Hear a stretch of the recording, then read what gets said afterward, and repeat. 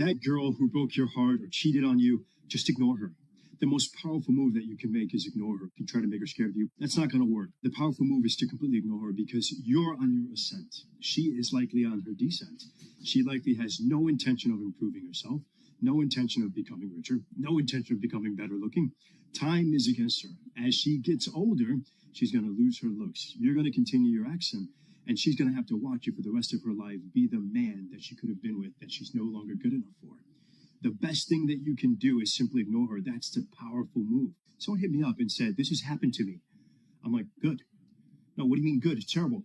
How else are you going to become important? How else are you going to find endless fire to get up and struggle in the face of competition? That's out here in the world, right? How else are you ever, you're going to do all that with a nice Christian life? If any man's honest with himself, think about the biggest transformative stages in your life. Think about the times that you got the most work done. It was a bad part of your life.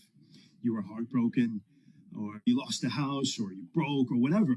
That's when you did shit. When everything was fine, the mortgage is paid, dinner's on time.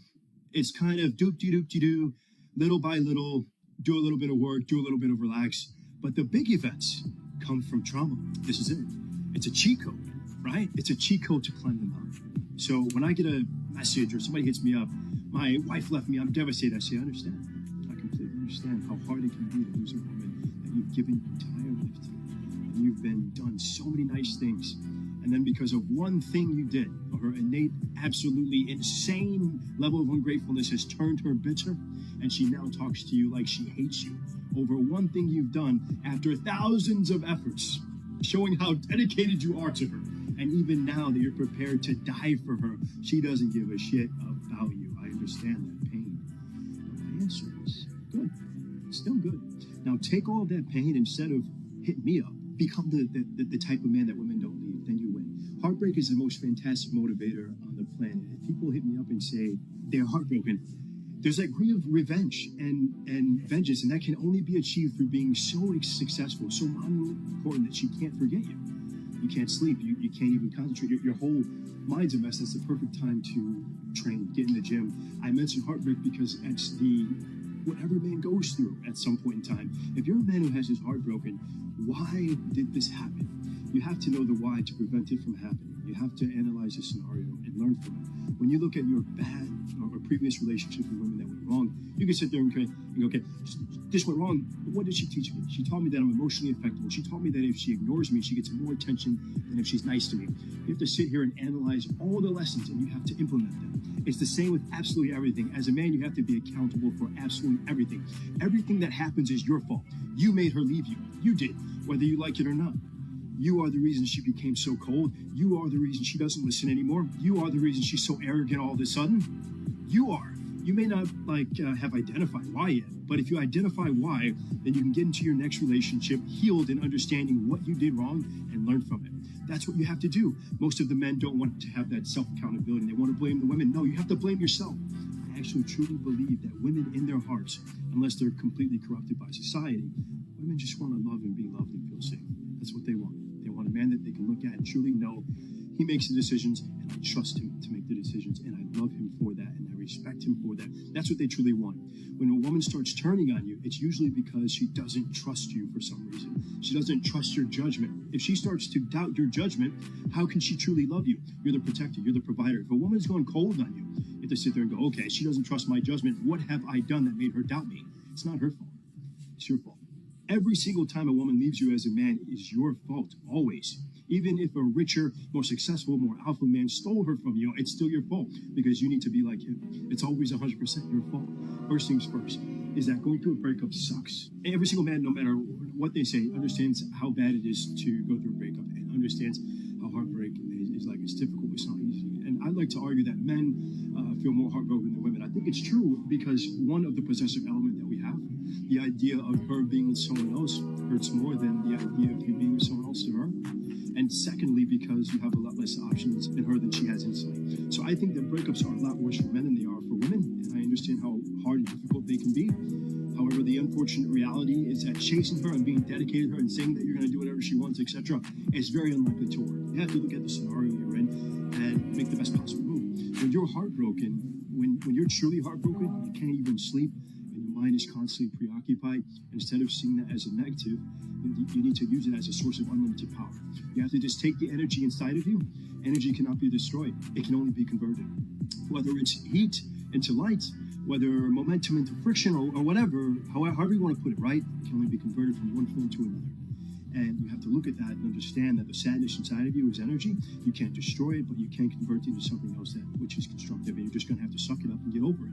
And there's no other way to do it. And obviously, having an abundance of women makes that easier, but I wouldn't even put it that way. I'd say if you were with a woman and you lost her and you're now lonely and she's going to be moving on and you're absolutely and utterly heartbroken, you're destroyed inside, I understand how difficult that is. But now you have genuine sadness inside of you, which is unlimited motivation for you to become a beast.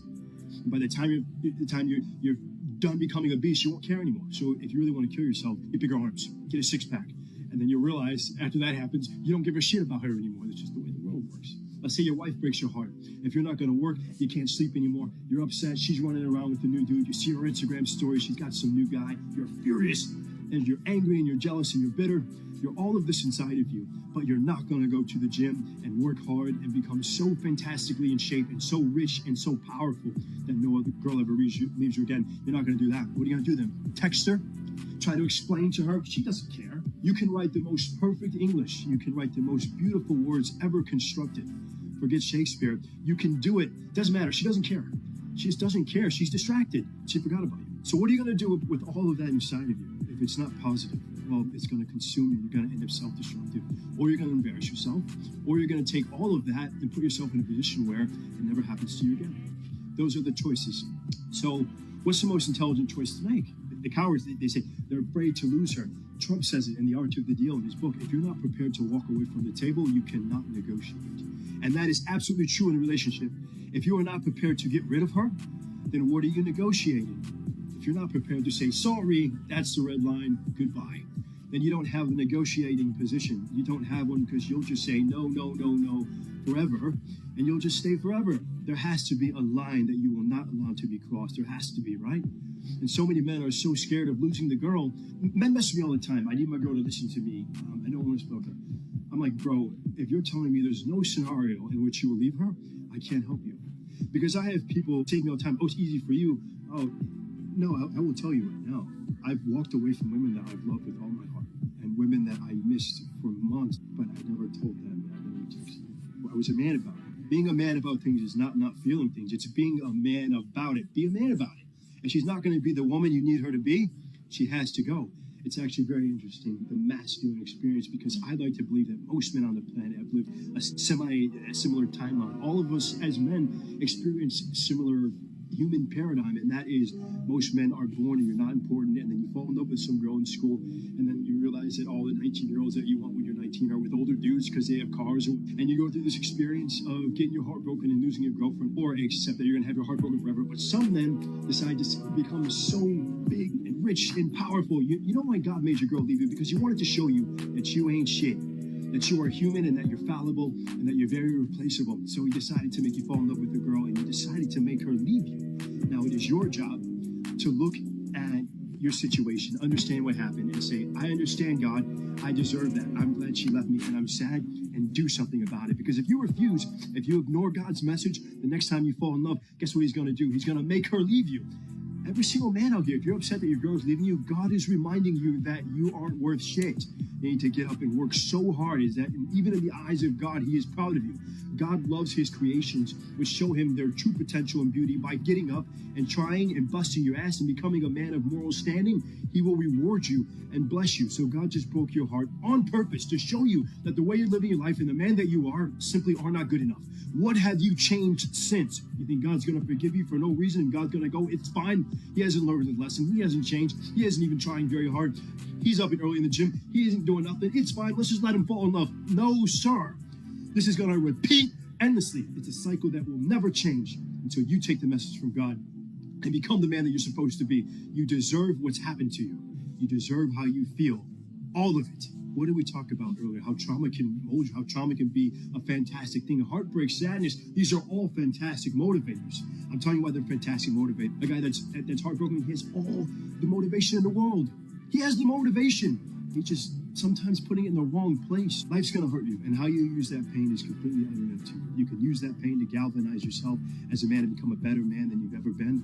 I'm not saying that like it's only because of a woman, but every single time that I've get heartbroken, I didn't always wallow. I tried to improve. I want you guys to understand that. As a man, you must build yourself into a man of credibility. And to do that, we all start in a fairly similar position. We become better through tedious, arduous, difficult, never-ending work.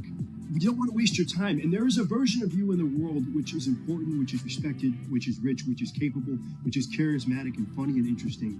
Not him yet. But you can make a plan to become that person. That person exists. You have to make it come true. I don't believe in faking it before you make it. There's nothing fake about belief. You have to wait for the rest of the world to catch up with what you already know. You have to see through time, act accordingly, and prepare that I told you so eternally upsets doubters. I'm saying you must believe all of the things that you want to have are going to happen. You must see through time with a plan in place so that you can see it all come true to be the man that you want to be. It is impossible. And I had never in my life seen a man who eats right, goes to the gym every single day, trains hard, busts his ass, and not have a good body. The universe is extremely forgiving. He imagined himself with a good body. He made a plan to get one. He followed the plan and he got it. I've never seen somebody who works hard, who's in the right networks, who's paying attention, who isn't wealthy. I've never seen somebody who dedicates herself at the gym and eats right, who's not in good physical condition. You can have anything you want. All you have to do is make a plan and see it. So, there's no such thing as faking it before you make it. No, you see it and you make it come true. You make everybody else accept your version of reality. You see a version of yourself inside of your mind.